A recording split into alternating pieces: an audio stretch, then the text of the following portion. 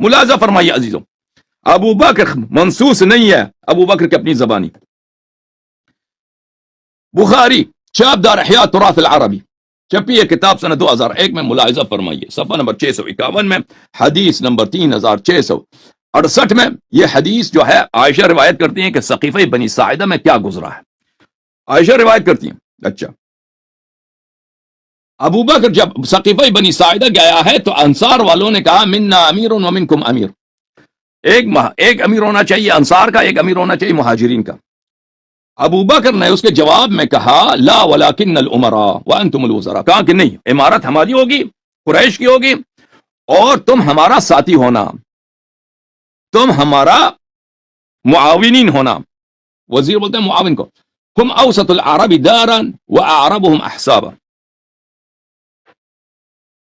قریش جو ہے سب عرب میں اشرف ہے، سب عرب میں وہ ان کی رسپیکٹ ہے، اور سب عرب میں ان کے زیادہ کیا ہے، اسٹیٹس ہے. فبایعوا عمر او ابا عبیدہ، یہ عمر ہے یا ابو عبیدہ الجراح ہے، ان میں سے کسی ایک کے ساتھ بیعت کرنا، ٹھیک ہے نا، یا ابو بکر کے یا عمر کے ساتھ بیعت کرو، یا ابو عبیدہ کے ساتھ بیعت کرو. فقال عمر بل نبایعک انت، عمر نے کہا کہ نہیں، تیرے ساتھ بیعت کریں گے. تو عزیزو اگر ابو بکر منصوص ہوتا، اگر ابو بکر منصوص ہوتا، اگر اللہ نے اس کو قرآن میں امام بنایا تھا رسول پاک صلی اللہ علیہ وسلم کے وفات کے بعد، یا اگر رسول اللہ صلی اللہ علیہ وسلم نے وصیت کی ہوتی کہ یہ خلیفہ ہونا چاہیے، تو پھر اس کے لیے تو سب سے بڑا حرام یہی ہے کہ وہ کہہ دے کسی اور سے تم بیعت کرو، ہے کہ نہیں بھائی؟ مثلا رسول پاک صلی اللہ علیہ وسلم اللہ کی جانب سے آئے پیغام لے کر، اللہ نے ان کو پیغمبر بنایا، اللہ نے جبرائیل کو بھیجا کہ جاؤ حضرت ابو القاسم محمد مصطفیٰ صلی اللہ علیہ وسلم کے پاس جاؤ، لیکن وہ لوگوں کے درمیان آ کے کہتے کہ بھائی یہ نبوت ہے، بھائی یہ نبوت ابو لہب کی ہے، ابو لہب جا کے تم نبی بننا. یہ تو ہو ہی نہیں سکتا بھائی، کہ اگر یہ کبھی ہوا ہے تاریخ میں کہ اللہ نے کسی کو عہدہ دیا ہو، رسول صلی اللہ علیہ وسلم نے کسی کو عہدہ دیا ہو، اور اس کے لیے جائز ہو کہ وہ عہدہ کسی اور کو سونپ دے. یہ خالے کا میراث نہیں ہے کہ اگر کسی کو اللہ اور رسول صلی اللہ علیہ وسلم نے ایک ڈیوٹی دی ہے وہ کسی اور کو وہ عطا کرے. یہ واضح ہے میرے محترم ناظرین، اس سے زیادہ اس پہ نہیں الجھتے. کتاب تاریخ الطبری المعروف بتاریخ الامم والملوک الجزء الثالث، طب مؤسسۃ الرسالہ، سن 1998 میں کتاب چھپی ہے. صفحہ 253 میں حدیث ہے عبد الرحمن ابن عوف کی، روایت کرتے ہیں وہ ابو بکر سے. ابو بکر اس حدیث میں مرتے وقت اس حدیث میں کچھ اعترافات کیے ہیں. اس نے کہا کہ بعض کام، بعض جرائم میں نے ایسے انجام دیے کہ کاش میں ان کو نہ کرتا. میرے جرائم میں سے جس کو میں نے انجام دیے کاش میں انجام نہ دیتا. فوددت انی لم اکشف بیت فاطمہ عن شیء وان كانوا قد غلقوه على الحرب، سلام اللہ علی فاطمہ الزہرا. اس نے کہا کہ یا میری خواہش یہی ہے کہ ایک مرتے وقت کو کہہ رہا ہے، پچھتاوا ہے، ندامت ہے، حسرت ہے کہ کاش میں حضرت زہرا سلام اللہ علیہا کے گھر پہ ہجوم نہ کرتا، ان کے گھر کو بے پردہ نہ کرتا، اگرچہ ان لوگوں نے میرے لیے مجھ پر جنگ کرنے کی غرض سے اپنے گھر کے دروازے مجھ پر بند کیے تھے. گھر کے دروازے بند کیے ہیں، وہاں پہ جنگ کی تیاری ہو رہی ہے. اگرچہ وہاں پہ جنگ کی نیت کی تیاری کی وجہ سے گھر کے دروازے بند کیے ہیں، کاش میں اس گھر کے دروازوں کو نہ توڑتا، میں اس گھر کو برباد نہ کرتا، میں اس گھر کو بے پردہ نہ کرتا. ٹھیک ہے نا بھائی؟ جس کی خلافت کی اساس جس کی خلافت کی ابتدا کس سے بات کہ اہل بیت النبوہ، اس کی خلافت کے وہ اپنی زبان سے کہہ رہا اس کی خلافت کے مخالف ہیں. وہ ہو سکتا ہے بھائی، ہو سکتا ہے حضرت زہرا سلام اللہ علیہ سیدۃ نساء اہل الجنہ اپنے بابا کے وصی کے مخالف ہوں اور ان کے اپنے گھر میں جنگ کی تیاری ہو رہی ہو. اور بھائی یہ ہو سکتا ہے یہ مسلمان تھے اہل بیت علیہ الصلوۃ والسلام، یا مثلا نستجیر باللہ کفار کے ساتھ ملے ہوئے تھے. ہو سکتا ہے ان کے بابا کا کوئی برحق وصی ہو اور وہ اپنے گھر میں جنگ کی تیاری کر رہے ہیں ابو بکر کے خلاف. او مشائخ مجھے جواب دینا، تو یہ واضح دلیل ہے کہ ابو بکر پہ کوئی نص نہیں ہے. اگر نص، یہ خود ابو بکر کا اعتراف ہے کہ اہل بیت علیہ الصلوۃ والسلام اس کے خلاف عسکری اور ملٹری تیاری کر رہے تھے اپنے گھر میں، اور انہوں نے ان کے گھر پہ حملہ کیا اور یہ اس باب سے بچتا ہوا رہے کہ کاش میں حملہ نہ کرتا. تو واضح بات ہے جب اہل بیت علیہم الصلوۃ والسلام مطہر ہیں.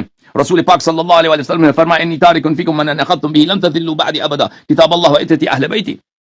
اہل بیت علیہ السلام کی اطاعت کرو, اگر اطاعت کرو گے تو کبھی گمراہ نہ ہو جاؤ گے. تو وہ تو ہو ہی نہیں سکتا, وہ خود ہی خلیفہ ہیں, وہ تو ہو ہی نہیں سکتا. اگر کوئی برحق خلیفہ ہو ان کے خلاف وہ جنگ کی تیاری کریں. پھر اس نے کہا وددت, اور میری تمنا یہ ہے ان یوم سقیفۃ بنی ساعدہ كنت قذفت الامر في عنق احد الرجلين يريد عمر وابا عبیدہ فكان احدهما اميرا وكنت وزيرا.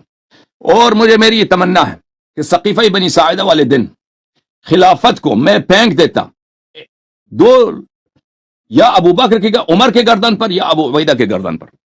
اس کے گردن پہ میں پھینک دیتا خلافت کی ذمہ داری, اور ان میں سے ایک امیر بن جاتا اور میں ان کا ساتھی, میں ان کا معاون بن جاتا. دیکھو عزیز, سب سے بڑا عزت یہ ہے, دنیا میں سے تو بڑا عزت ہی نہیں ہے کہ انسان رسول پاک صلی اللہ علیہ وسلم کے بعد اس کا برحق وصی ہو, برحق وصی ہو. یہ اس سے بڑا عزت ہے. ہم کہتے ہیں کہ امیر المؤمنین علیہ السلام انبیاء سے افضل ہے کیونکہ وہ وصی رسول اللہ صلی اللہ علیہ وسلم, کیونکہ وہ رسول پاک صلی اللہ علیہ وسلم کی ذمہ داریوں کو, ان کی ڈیوٹیز کو جس طرح رسول پاک صلی اللہ علیہ وسلم بجا لاتے تھے اسی طرح وہ صلاحیت رکھتے ہیں. اس لیے کوئی نبی کوئی بھی نبی ہمارے نبی صلی اللہ علیہ وسلم کی ڈیوٹیز کو بچا لانے کا اہل نہیں ہے. امیر المؤمنین علیہ الصلوۃ والسلام اس کے برحق خلیفہ ہیں, وہ ان کے ڈیوٹیز بچا لانے کے اہلیت رکھتے ہیں, اس لیے وہ سارے انبیاء سے افضل ہیں. ٹھیک ہے نا, یہ تو سب سے بڑی عزت ہے. اگر ابو بکر برحق خلیفہ ہوتا, اگر ابو بکر کی خلافت منسوس ہوتی, اگر ابو بکر منسوب من اللہ و من الرسول صلی اللہ علیہ وآلہ وسلم ہوتا تو وہ کبھی تمنا نہیں کرتا, کبھی تمنا نہیں کرتا کہ کاش یہ منصب میں قبول نہ کرتا, یہ ابو بکر کو, عمر کو ملتا یا ابو عبیدہ کو ملتا. ہو سکتا ہے بھائی, کیونکہ اس کی خلافت ہے, اس کو خود پتا ہے اس کی خلافت باطل ہے, اس کو خود پتا ہے اس کی خلافت باطل, اسی لیے وہ تمنا کر رہا ہے. یہ خلافت ہے ہی چوری کی, نہ اللہ نے دیا اس کو نہ رسول صلی اللہ علیہ وسلم نے, تبھی وہ بچتا رہا کہ کاش میں اس کو ابو عبیدہ اور یا عمر کو دے دیتا. وإلا اگر خلافت حق ہوتا بھائی, مثلا آپ صحابی, اگر آپ کو یہ فرصت ملتا کہ آپ صحابہ میں سے ہوتے, یہ شرف ہے کہ نہیں, آپ رسول پاک صلی اللہ علیہ وسلم کا دیدار کریں, ان کے خطبے سنیں, ان کے پیچھے نماز پڑھیں, ٹھیک ہے نا. اب یہ ایک صحابی ہونا, اب سب صحابہ سے افضل ہونا, ان کے بعد رسول پاک صلی اللہ علیہ وسلم کے بعد خلیفہ ہونا, یہ شرف ہے یا نہیں؟ اب کوئی شخص کہہ دے کہ میری تو تمنا یہی ہے, میری تمنا یہی ہے کہ میں نہ صحابی ہوتا نہ میں خلیفہ ہو, کچھ بھی نہ ہوتا. یہ کون کہتا ہے؟ یہ وہ شخص کہتا ہے جس کے نزدیک یہ صحابیات اور خلیفہ ہونا یہ سب باطل ہے. ٹھیک ہے نا. ابو بکر جو یہ تمنا کر رہا ہے اس لیے کہ اس کی خلافت باطل ہے. خلافت اگر اللہ کی جانب سے ہوتا تو کیسے لے اس کے لیے جائز تھا, کس طرح کی تمنا کرے.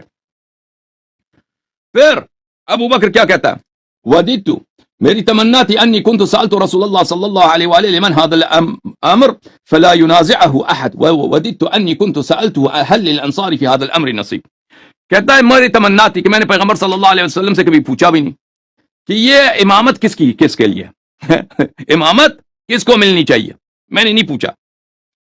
بعد میں نزاع ہوا, پیغمبر صلی اللہ علیہ وسلم امامت کے امر پہ نزاع ہوا. یہ اگر میں پوچھ لیتا ان سے, وہ بیان کرتے تو اس پہ نزاع نہ ہوتا. تو یہ اعتراف ہے کہ اس کی خلافت پہ نص نہیں ہے.